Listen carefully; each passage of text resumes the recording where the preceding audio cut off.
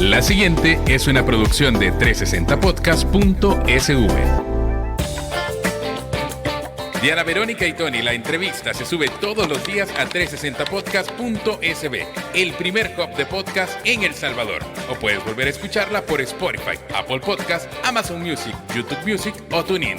Dale clic a la campanita para que recibas la notificación. Este día en el Corre de la Mañana le damos la bienvenida a...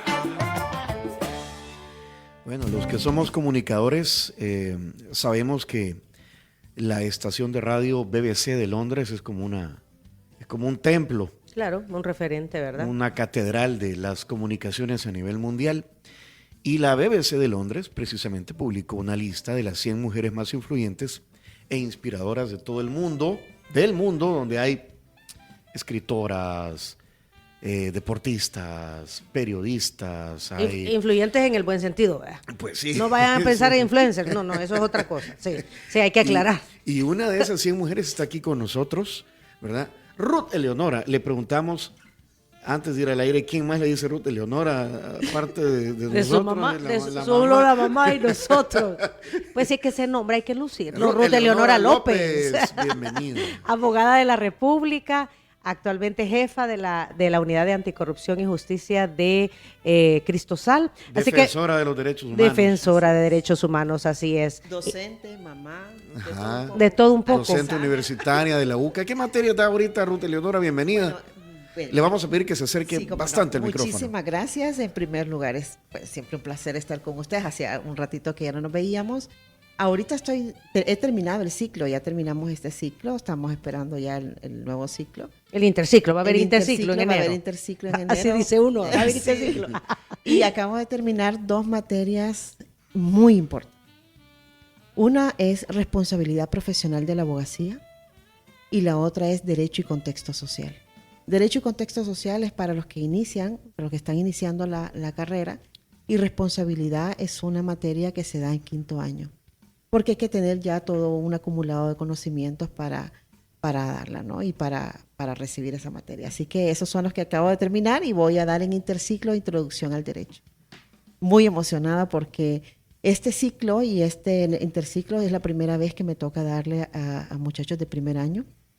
Y para mí es un enorme reto darle a gente de primer año, porque además uno, creo que cuando ya llega a años más adelante, a 3º, a 4º, ya digamos hay un proceso de formación, ¿no? En el caso suyo le llegan con olor a lápiz. Pero sí, pero es tan hermoso, ¿sabe? O sea, es súper bonito y además es bien inspirador para mí porque uno va viendo los cambios durante el ciclo de esos muchachos que uno está recibiendo y cómo terminan, ¿no? Sí, es bien lindo. Y lo que pasa es que son personas que llegan con así ganas de conocimiento, ganas de aprender, ¿verdad? Sí. Entonces son así como una esponjita. Yo suelo hacer un ejercicio ahora en primer año, y yo les digo, ¿por qué están aquí? ¿Por qué llegaron aquí? Porque cada uno llega por distintas razones, a veces incluso llega por los padres, por presión de los padres. Todavía yo siempre le pido a los papás, a las mamás, por favor, dejen que sus hijos sean. Porque a veces algunos estudian sus carreras y 2 años después, 3 años después dicen, esto no es para mí. Y a veces han iniciado un proceso de aprendizaje en la universidad y no es lo que les gusta, o sea, quisieran hacer otras cosas. Entonces yo siempre hago esta pregunta, hago varias preguntas bien personales, no para que me cuenten o no para que me contesten públicamente, sino que a nivel individual se respondan ciertas cosas, ¿no? ¿Por qué estoy aquí? ¿Qué quiero? ¿Cómo me veo de aquí a 10 años? ¿Qué quiero hacer de mi vida? O sea, ¿dónde me veo? ¿En qué parte del derecho, en el ejercicio del derecho? De lo poco que sé o de lo que traigo, ¿no? Porque hay unos que ya llegan con otros saberes, es decir, hay gente que ya ha cambiado de carrera y están empezando una nueva carrera. Sí, que estuvieron 1 o 2 años en otra carrera y dijeron, no, mejor me paso a derecho. Exacto. Entonces, creo que estas cosas uno puede hacerlas muy bien con gente que está empezando. Ya es mucho más difícil hacerlo cuando ya llega a 4º, 5º, 3er año, ¿no? Aunque, Ruth Eleonora, yo siempre digo que todo lo que uno aprende le sirve en la vida. Todo aprende. Y uno lo que tiene que hacer es utilizar todo ese conocimiento en la vida para lo que al final se va a dedicar, porque además uno tiene que estar abierto a los cambios, las cosas no son estáticas, ¿no? Y las condiciones de país, las condiciones de familiares y distintas los cosas contextos van cambiando. Van cambiando y uno tiene que ir también buscando, ¿no? Adecuarse a esa situación. ¿Y qué significa enseñar derecho hoy por hoy en El Salvador? Es muy complejo. Tomando en cuenta La situación del país y situación además el del país, deterioro ¿no? en cuanto al Estado de Derecho que tenemos, que es, digamos, el respeto a la ley, digamos, el respeto, seguir los procedimientos, seguir las normas, cumplir con lo Yo le establecido. agregaría otro elemento, Ruth de Leonora, que aquí nos lo han dicho varios abogados, es que hay suficientes abogados en este país, dicen, y Sí. entonces más gente estudiando para ser abogado. Sí, pero fíjese que los abogados somos bien necesarios en un montón de ámbitos. O sea, no, a veces no es solo en la litis, porque a veces ubicamos abogado litis, ¿no? Y los abogados podemos también tener muchas especializaciones. Y en ¿Qué este es la país, litis? Antes? las controversias, los juicios, ¿verdad? Ok, Ajá, ajá. ujú. Y aquí yo creo que siempre somos, digamos, hay que especializarse porque esa es la otra. Uno no puede ser todólogo, ¿verdad? Hay gente que piensa que uno puede ser todólogo, es como el médico, uno le duele algo, tiene un familiar médico y le pregunta cualquier cosa y a veces a lo mejor es un ortopeda A veces y, es dermatólogo. y lo que necesita es un neumólogo. Y, ajá, es coloproctólogo y le pregunta de la gripe. Ajá. No, es cierto, y exacto. también ahí cometemos ese error. Exacto, Ajá. entonces en las ciencias jurídicas pasa lo mismo. Y el otro ¿no? que opina también. ¿verdad? Y desde y fíjese que es bien interesante porque desde que estamos en el proceso de formación en la carrera, la gente suele preguntar, bueno, vos que estudias Derecho, ¿me puedes decir tal cosa? Y eso no necesariamente es así. Yo ya he tenido abogados que me han dicho, fíjate que esa no es mi especialización, así es. pero te remito con fulano o Exactamente. fulana que sí ve ese tipo de Así casos. es. Y yo creo que por ahí va el Correcto, asunto, ¿no? entonces, y uno tiene que también respetar mucho su profesión, ¿no? Yo creo que independientemente de lo que uno estudie, volviendo al tema universitario, uno tiene que amar lo que hace. O sea, si uno no ama lo que hace, si no tiene una razón para levantarse todos los días en el ámbito profesional, más allá del ámbito familiar, etcétera, es difícil porque es una frustración permanente. Entonces, lo que vaya a hacer, yo se lo dije a mis hijos cuando ya ellos decidieron su vida universitaria, les dije, lo que vayan a hacer no importa, pero tienen que gustarle, tienen que sentir pasión por aprender, porque si no es simplemente obtener un título. Y una carrera universitaria, un estudio superior, o incluso estamos hablando también de habilidades que se pueden adquirir, etcétera, son cosas que nos van a acompañar por siempre. Decía Facundo Cabral que la vida es una fiesta si uno hace lo que ama. Sí, así es. Y yo afortunadamente tengo que decirlo, soy una mujer muy, muy plena en ese sentido porque hago lo que amo. Ruth Leonora, y este reconocimiento, volviendo al reconocimiento, ajá. ¿qué significa? Te preguntaba Tony, ¿qué significa? Es que lo que pasa es que se escucha bonito, pero yo siempre digo que estos reconocimientos son una gran responsabilidad. Enorme. Porque te vuelven a ver con lupa, ajá, ¿y ella qué ha hecho?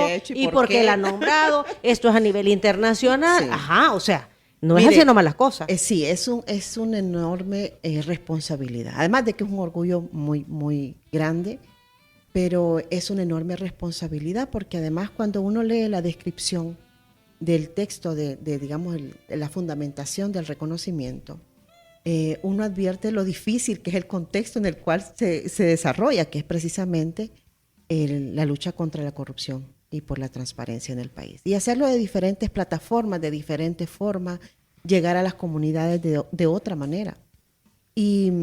Y claro, en un país donde lamentablemente, porque tengo que decirlo, siempre lo digo lamentablemente porque creo que nadie podría querer una situación como esta, donde no se respetan los derechos, donde no hay jueces independientes, donde no hay ninguna institución pública en el país que proteja a los salvadoreños. Es difícil, el contexto no es tan sencillo.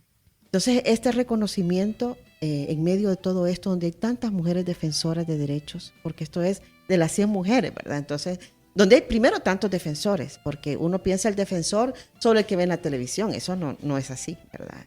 Los defensores, las personas que promueven la defensa de los derechos están en las comunidades, están en las cátedras, están en muchos lugares. Ruth de Leonora, hay gente, de acuerdo a cierto relato que predomina, que ven las cosas blanco y negro, ¿verdad? No hay grises en el país, y que piensan que figuras como usted hacen lo que hacen solo por fregar al gobierno, y así dicen. Sí. Es que busca fregar al gobierno. Y así habla Ajá, la gente. así habla ¿sí la o- sí o gente, no? sí, así. Vale, entonces, ¿por qué hace lo que hace? Bueno, primero por convicción. O sea, soy abogada, mujer, docente, mamá. Y yo siento un enorme, de verdad, compromiso con mi saber, o sea, con lo que he aprendido, con lo que he transitado durante toda mi vida. Ya tengo 47 años. Bicha. Cipota. Y creo que además hago, o sea, justamente lo hago porque creo en qué es lo que debo hacer, ¿no? Fíjense que ese tema de los grises, donde no hay matices, donde todo es blanco y negro, es una condición muy común en estos países polarizados, donde la misma política, digamos, a veces gubernamental, promueve esa polarización. Yo ya he contado, yo viví 16 años en Cuba, viví 11 años en Nicaragua. Me ha tocado vivir varios años fuera del país, ya tengo 47, ya podrán sacar la cuenta de cuánto viví fuera. 27 años fuera. 27 años fuera.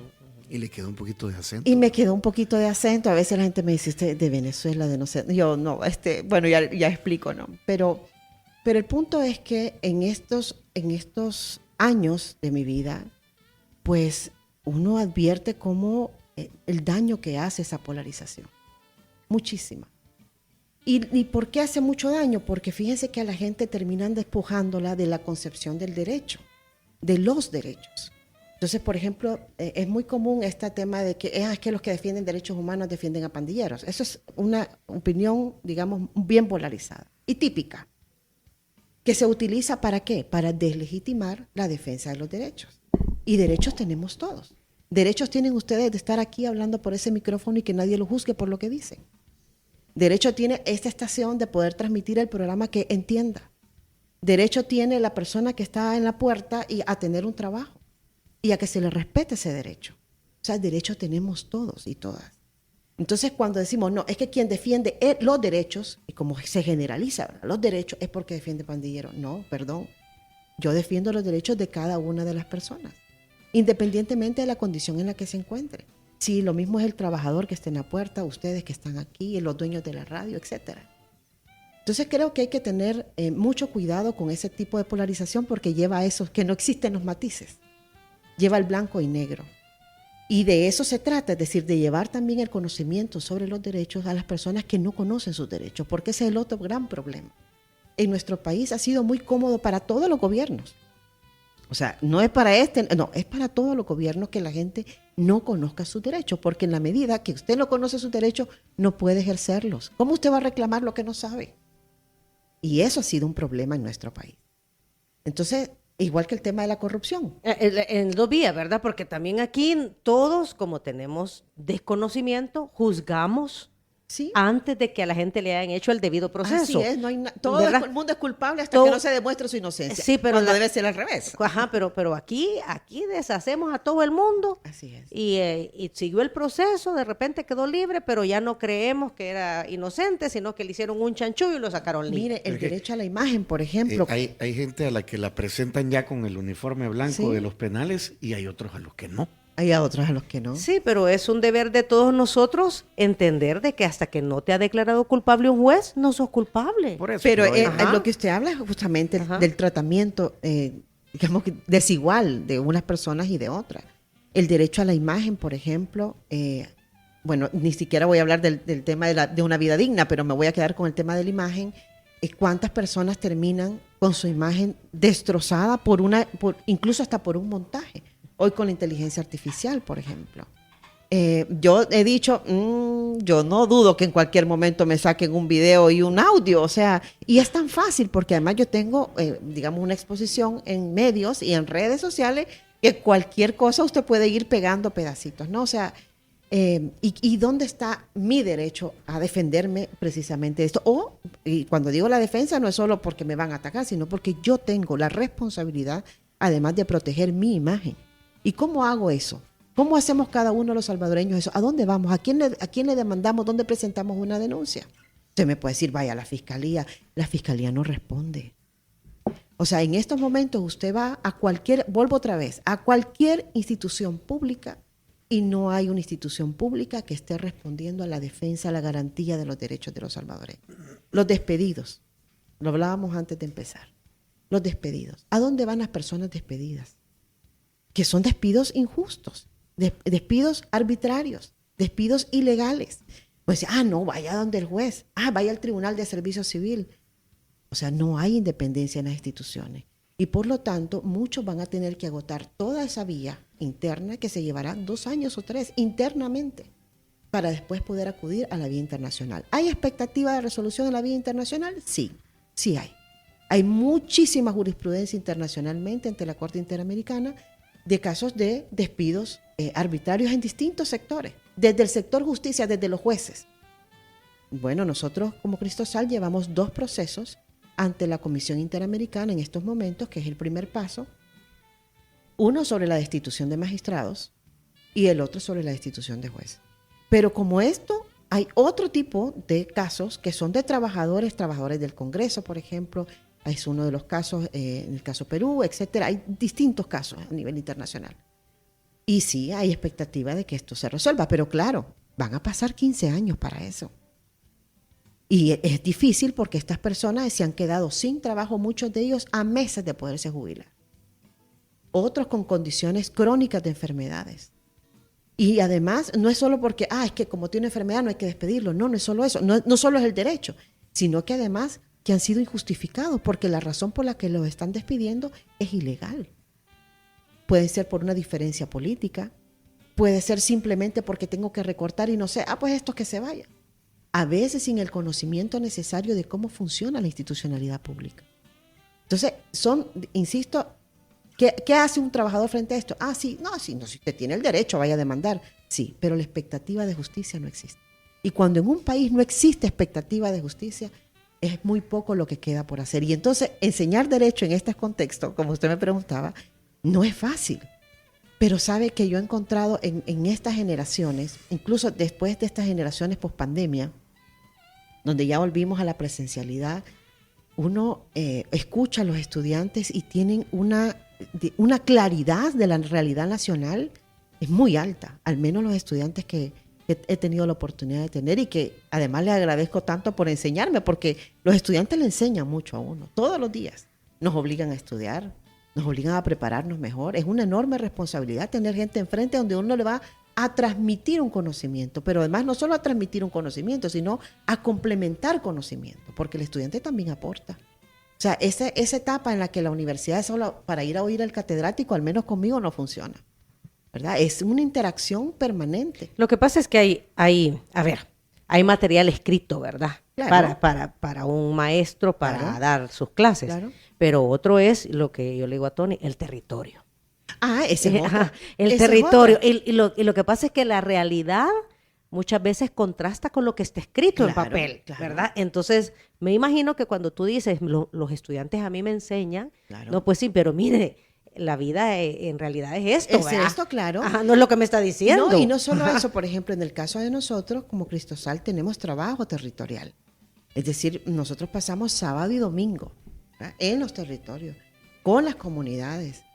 O sea, y ahí hablando de derechos hasta escucharles, porque el punto no es llegar a dar un taller. O sea, porque el aprendizaje sobre derechos no es solo, mire, fíjese que el derecho a la educación es tal cosa. No, es como también desde las comunidades ven los derechos, el derecho a la salud, por ejemplo, el derecho a la educación, y además cómo dar herramientas a esas comunidades en estos contextos difíciles, donde levantar un poco la voz puede significar que se lo lleve el régimen.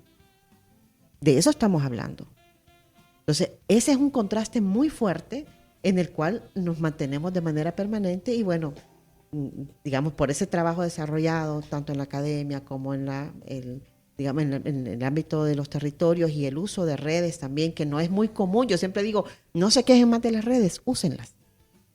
O sea, todos nos quejamos de las redes, de todo el nivel de desinformación y del nivel de polarización y de todo lo que hay en redes.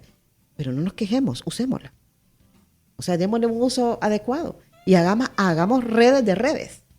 Porque en la medida que yo comparto su contenido, veo lo que ustedes hacen aquí en la radio, me gusta, lo comparto, etcétera, pues entonces también se va difundiendo el conocimiento. De eso se trata, por eso se llaman redes. Exactamente. Ajá, por eso se llaman redes. Muy bien. Tenemos obsequios para ti, Ruth Eleonora. Esto fue orgullosamente salvadoreño. Esto fue embolsado el primer día del mes de diciembre. Está recién embolsado. Sí. Dice La Palma y el túnel es un Pacas semilavado 100% salvadoreño. Cherito Café es el café oficial Muchísimas de Diana gracias, Verónica. sí. Y Tony es el que ha estado usted degustando esta mañana. Maravilloso, gracias. Yo soy fiel tomadora de café. Bueno, aquí tienes un buen café, orgullosamente salvadoreño. Y si usted quiere complementar el café, aquí tenemos leche Ira 26, también Ruth de Leonora, tan salvadoreña como vos. Aquí tenés, por favor, toma los sobrecitos que querrás de leche Ira 26. Estos sobrecitos que son también para nuestros invitados y que vienen perfectos para hacer una taza de leche Ira 26, que decía, es tan salvadoreña como vos. Además, vamos a desayunar. Disfruta esta temporada en San Martín con las deliciosas trenzas de temporada. Escoge entre queso crema, de manzana. Y de ahí me tengo que ir a pie a Santa Tecla yo para amar todo esto.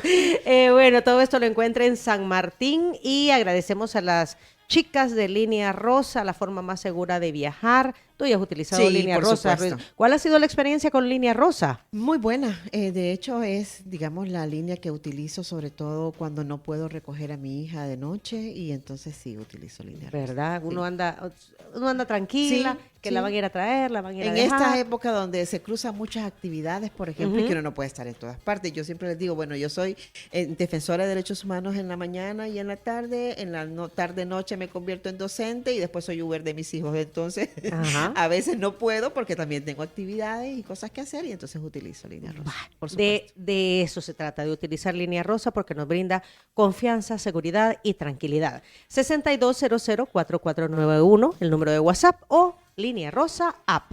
Breve pausa y regresamos.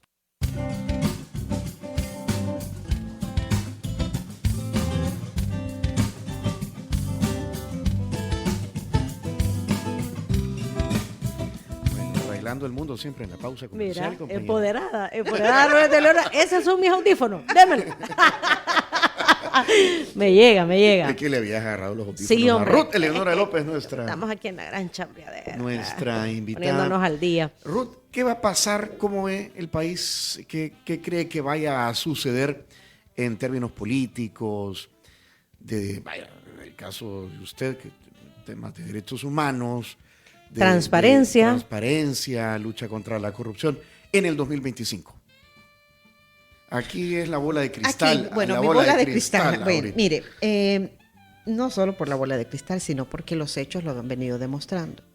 En la medida que ha ido pasando, digamos, el ejercicio de gobierno, y bueno, ahora que estamos en un nuevo periodo, lo que ha habido es más cooptación institucional. Recientemente, no sé si vieron un estudio que hizo Observa El Salvador, en el que plantean cómo se ha ido concentrando el poder. Yo se los recomiendo que lo vean.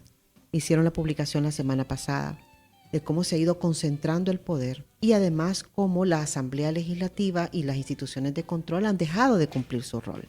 ¿Qué significa esto? Que cada vez el Ejecutivo y entre las mismas instituciones tienen menos control, o sea, se fiscalizan menos. Y cuando hay menos fiscalización y más discrecionalidad y menos cumplimiento de reglas, eso es igual a corrupción. Eso es una fórmula que no falla. Entonces creo que viene más cooptación institucional, o sea, una mayor concentración, la posibilidad cada vez menor del ejercicio de los derechos, como les decía. Es muy posible que en la medida que también cada vez existan más personas con, digamos, con desprotección. Nosotros vivimos en una época de no sé si se han fijado, los despedidos, los desplazados, los despojados y al final los desaparecidos, las familias de los detenidos, etcétera. Es un grupo de personas que va siendo cada vez mayor. Y por supuesto, las condiciones económicas de nuestro país no mejoran. Es muy probable que finalmente se llegue al acuerdo famoso, se firme el acuerdo con el Fondo Monetario de estos famosos 1.300 millones. Que 1.4 ahora. Ahora 1.4. Que solo para hacer una referencia, nosotros hicimos un estudio en Cristosal donde analizamos el FOPROMID del 2019 al 2023. Que es el fondo para emergencias. De emergencias, sí. Y que además tiene que servir para todos los salvadoreños y salvadoreñas. Bueno, de ese fondo, que son 1.218 millones, solo el 5.8% del uso de ese dinero está debidamente documentado. 5.8. Es como que de $100 usted solo diera cuenta de $5.80.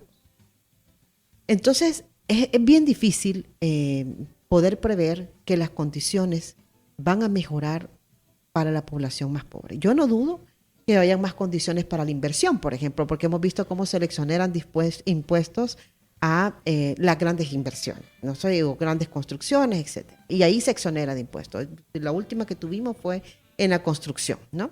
Que después de X cantidad de pisos, eso iba a tener una exoneración de impuestos. Pero el problema es a la gente que menos tiene. Y entonces, claro, yo no veo que en este 2025 existan, porque no hay una política económica. Fíjese que en el periodo anterior hicimos bastante referencia a que no existía un plan de gobierno, que el plan de gobierno, recuerden, que tiene que ser aprobado según la Constitución por el Consejo de Ministros. No hubo plan de gobierno. Y ahorita tampoco hay plan de gobierno. O sea, nos pasaron 5 años quizás haciéndolo y ahora en este sexto tampoco lo han aprobado. Entonces, cuando usted no tiene esto, no tiene políticas de cómo solventar, no tiene una estrategia de cómo solventar los grandes problemas nacionales. Educación. O sea, la estadística está diciendo, las muestras están dando como resultado de que la calidad educativa va en disminución. O sea, no estamos mejorando. El darle una tablet a un estudiante no resuelve los problemas educativos. Es una herramienta, es un instrumento, pero eso no significa que la educación esté mejor. Si usted no tiene un sector, por ejemplo, de maestros capacitado y también, hoy bueno, hay despidos de maestros, ¿verdad? O sea, cada vez hay menos maestros. Pero no hay, digamos, hay visos o una declaratoria de que lo que se está haciendo es atraer esa inversión bueno, pero hasta ahora no se ha visto nada de eso. De afuera para que luego sí, pues... Pero viera que no lo han hecho muy bien porque el resultado no ha dado. O sea, y han pasado 5 años. Ya casi 6, 5 y medio. Entonces, pues sí, el discurso es bonito. Sí, el discurso es bonito, el discurso es súper atrayente. Pero ¿cómo se materializa eso? ¿Cómo vemos que realmente hay más inversión? Bueno, y otra cosa es que tenemos una enorme política de opacidad en el país. ¿Cómo se comprueba todo esto? Bueno, vamos a ver los números, vamos a ver la información. No hay información. La información está reservada. Lo que usted pregunte, yo le invito a los salvadoreños a que pregunten, digamos, no cuál es el organigrama, porque eso le van a decir, ahí está en la página, ¿verdad? Sino que hagan preguntas, que se hagan preguntas sobre el ministerio como la ejecución de determinado rubro presupuestario en un ministerio X, ni voy a sugerir. Pregunten temas relevantes para el país. Y lo primero que les van a decir es, esa información es reservada. Si antes no le han dicho que la firma no coincide, que no es el formulario que usted debe utilizar, etcétera. Hay obstáculos al ejercicio del derecho a acceso a la información. Y después de que se lo obstaculizan, se lo niegan. Entonces dice, vaya al IAIP. ¿A qué? O sea, el IAIP es una institución que su objetivo es garantizar el derecho de acceso a la información de los salvadoreños, pero es lo menos que está haciendo. Según un estudio de Acción Ciudadana que presentó este año, solo 10 de más de 130 y pico, casos que estaba llevando el Instituto de Acceso a la Información, solo 10 vinieron a satisfacer el derecho a la ciudadanía. Y cuando nosotros vemos cómo funcionó el IAIP antes, era otra cosa. ¿Cuántas cosas hemos dejado de saber por la reserva de información? ¿Cuántas cosas hemos dejado los salvadoreños de saber por la declaración de inexistencia de información? Es su derecho. Tony, es su derecho, Diana. ¿Cuál es la justificación legal de la reserva de casos? El artículo 19 de la Ley de Acceso a la Información establece una serie de causales por las cuales se puede reservar un derecho. Siempre el principio es el de máxima publicidad. O sea, excepto en estas circunstancias que puede ser, por ejemplo, seguridad nacional, puede ser que vaya a dañar la vida de una persona, puede ser que sea de un proceso en curso. Hay determinadas situaciones que están establecidas expresamente en la ley. Y que sí aplican. Y que pueden aplicar. Le voy a poner el caso de las cámaras, de todo el sistema de semáforos y qué sé yo. A ver, todos tenemos derecho a saber cuánto costó la gracia de que nos pusieran los semáforos y nos los quitaran ahí en los redondeles. Porque ya no están, ya no funcionan. Nunca funcionaron. ¿Pero cuánto nos costó eso? O sea, comprarlos, ponerlos y quitarlos, eso tiene un costo. ¿Y quién lo paga? Usted con sus impuestos, Entonces, ¿por qué no tenemos derecho a saber? No, eso está reservado. O sea, yo entiendo que pueden decirme, mire, las cámaras no le puedo decir dónde están. Y está perfecto. Yo no le estoy diciendo que me diga dónde están las cámaras. Estoy diciendo que nos den toda la información alrededor de este desarrollo, digamos, en materia vial. No, está reservado. ¿A quién se lo compraron? ¿Cómo se siguió el proceso? No me voy a ir tan lejos con lo que acaba de pasar en el viaducto. ¿Cómo se siguió el proceso? ¿Qué pasó? A mí es muy lamentable que incluso los funcionarios mientan. Porque el funcionario no está para mentir, un funcionario que además han levantado la bandera que si la transparencia, la anticorrupción, o sea, digamos que otros pudieran haber mentido, hay que dar el ejemplo de que ella no se miente, ¿no? Pero que mientan diciendo esa información es pública, ¿a dónde? O sea, yo creo que uno tiene que ser, digamos, muy cuidadoso en cómo juzga también el tema de la transparencia y de la anticorrupción. ¿Por qué digo cuidadoso? Porque a veces uno dice, no, es que antes robaban más. No, es que fíjese que ahora este roba, pero me da. No, es que todos roban. Y eso es una normalización de la corrupción. Y la corrupción no es normal. Es lo anormal, visto desde cualquier punto de vista. Desde el cristianismo no hay nada más lejano al cristianismo que el individualismo. Que la deshonestidad, y eso es la corrupción. Y si lo vemos en términos educativos, no hay nada más lejano a un buen saber, a un buen aprender, que aprender con las prácticas de la copia.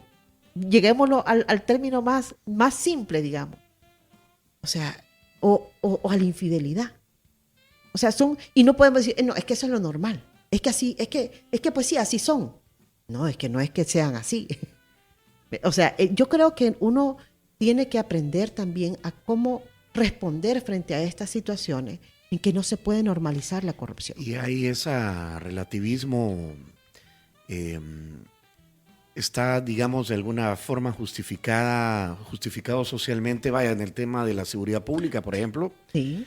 Pues, pero hay seguridad pública, pero vía régimen de excepción, y hay justos por pecadores. Sí, los daños colaterales. Ajá, y todo 8,000 personas. Es todo este discurso que lo que hace o lo que pretende hacer es justificar lo que se está haciendo mal. En vez de decir, miren, hemos cometido errores. Aquí vamos a instalar una comisión, vamos a solucionar esto. Hay gente que está detenida que no tendría que estar detenida. Pero no, en lugar de eso lo que se hace es esconder información y utilizar ese discurso de, pero es que hay seguridad. A ver, eso es como, usted tiene una enfermedad. Bueno, pero Ruth, Eleonora, dígame. Hay seguridad. Sí, pero es que el punto es este. Usted tiene una enfermedad y le dice, mire, por esta enfermedad que tienen, el horrible ejemplo siempre del cáncer. Tenemos que amputar un brazo. Pero ¿sabe qué? Para prevenir, mejor le voy a quitar el otro también y le voy a quitar las 2 piernas. O sea, perdón, pero estamos hablando de una política de Estado. Un Estado debe ser responsable con sus ciudadanos. Un Estado está para servirle a sus ciudadanos. No para utilizar mecanismos como el régimen de excepción, por ejemplo, para amedrentar y para limitar los derechos. Muchas personas no están ejerciendo sus derechos por miedo. Y cuando eso está pasando es porque algo no está bien. Entonces, una cosa es la detención de las personas que han cometido delitos, que para eso no se necesita un régimen de excepción. Para detener, procesar, condenar y mantener en la cárcel a alguien que ha cometido un delito, usted no necesita un régimen de excepción. Pero sí necesita un régimen de excepción para detener, procesar y condenar a una persona que no ha hecho nada. Porque todo se reduce a la pertenencia a pandillas. Cuando hay miles de personas que no pertenecen a pandillas. Y simplemente por vivir en un lugar se les ha criminalizado. Hay una criminalización de la pobreza. Eso es un hecho en nuestro país. ¿Es seguro afirmar que el régimen de excepción es para la gente pobre? Totalmente. Si no, veamos la tasa de detenidos por sector, que está reservado, por cierto. Pero usted puede hacer estudios a partir de las muestras que se pueden recoger en el territorio y vaya al Bajo Lempa y vaya a Santa Elena.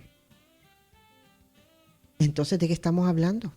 No, es que solo los pobres pertenecen a pandillas, pero no solo los pobres cometen delitos.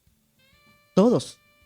están expuestos a cometer un delito. No, y ahí se ha visto también de casos de Pues jefes sí. o relacionados y que además- no son gente pobre. Exactamente. Y O además, empresarios. Ajá. y además exacto. todo esto viene relacionado con temas también de lavado de dinero, etcétera. Exacto. O sea, el comportamiento criminal no está, o sea, el criminalizar la pobreza, yo creo que es uno de los peores errores que ha cometido este gobierno. Lo que pasa es que no se va a ver, no se ve de manera inmediata, aunque ya hoy los problemas existen. Pero en la medida que va pasando el tiempo, esto va siendo cada vez peor. Ruth Eleonora, son las 9 de la mañana en punto. Se nos Hemos acabó el terminado. tiempo. Nuevamente felicidades por el Muchísimas reconocimiento gracias. que le hace la BBC de Londres. Es más que todo por eso el motivo de que la hemos invitado.